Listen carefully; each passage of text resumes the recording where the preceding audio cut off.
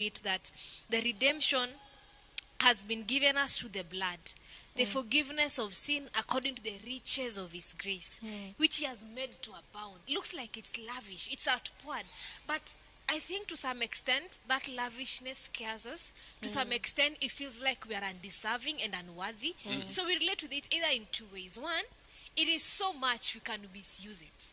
So we just waste it. You sin, forgiveness, life continues, sin, and the cycle. On the other hand, we live in a legalistic sense that we are afraid, we want to abide.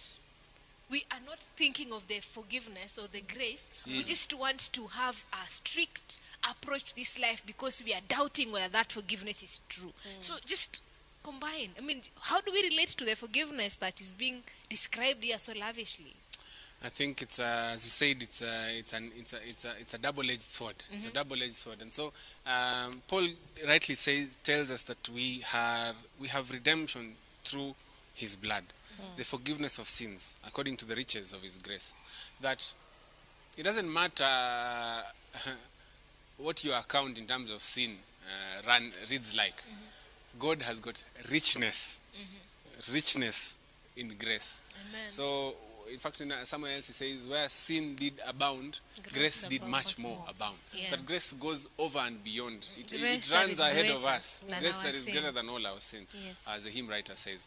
And so perhaps the way the imagery that I had when you're speaking is like when you were young, I don't know, or maybe you can picture coming back to the house, muddy, you know, your mother's house. I don't know about mothers today, but back in the day, mothers, even if they lived in the house was small, cleanliness was a requirement. And so you're coming in, maybe you're a young boy or a young lady, you've been playing out there, you've been rolling in the mud. Then sometimes you even have difficulty entering the house. You know, this is your mother's house, but you find it difficult to enter this house because of the state that you are in. Yeah. You know, and but then at the end of the day, she'll still welcome you in. Of course, maybe with a telling here and there, but not so with God. God is inviting us to his palace, which is full of whiteness, pure righteousness of Christ, you know, and he tells us, come as you are. And you know, maybe we are wondering, maybe we are scarred by our upbringing, or we just don't understand what grace is, you know. Yeah. We say it's marvelous grace, and Paul even speaks about it. He says riches of his grace, you know. And so you keep walking, you keep touching things. Even he tells you sit down, and you see, but the seats here are white and I'm dirty. But he says sit down, and the process of sitting down through friction and through interacting with God and his grace, we are cleaned. We are cleaned, and we are expected to and we are also empowered to stay clean. And so it simply speaks to the love of a father towards his children. It speaks to the love of God towards us, and he doesn't matter. He doesn't care. He doesn't. No cost is too high. There's no price that's too high. He is even willing to lay down his own life so that you and I can live. I think, in fact, we're told it's a mystery of godliness. It's a thing that we shall study throughout all generations. I believe it's something that even the angels are wondering, like, what is happening? Like, is that really our commander on the cross? And the heavens wonder, hey, this is a mystery, a great mystery. And indeed it will be the study of the ages. Yet, though mysterious, it is still true.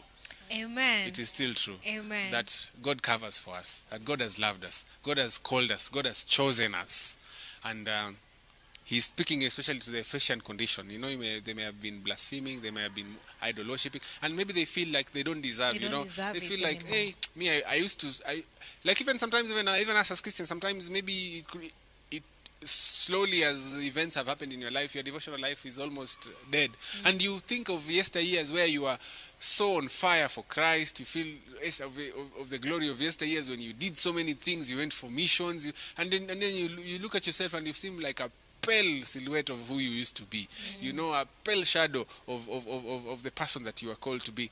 But yet we have stories like the story of Samson, where he says, he asked God, strengthen me one more time. And we're told at his death he killed more Philistines than the accumulated achievements of his years.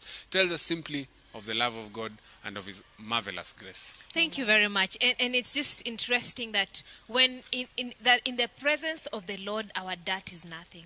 That instead of us contaminating him, he actually cleans us. Amen. That it's only in the presence of God that blood makes you white. Amen. And not red. That's true. That blood cleanses every dross from you. In the presence of the Lord, fire does not destroy, it purifies. purifies. In the presence of the Lord, water does not overpower you or carry you away, but instead it washes you and makes you whiter than snow. And this is just to show us that yes, the depths of God's love for us are more than we can fathom, but to the extent that we can fathom and conceive it, we do well to believe. Amen. That as we believe and we confess, as we get into it, then we are able to live. Because if we doubt the forgiveness that God gives to us, we'll be more miserable in life, because we'll be living with the heavy weight of sin on our shoulders.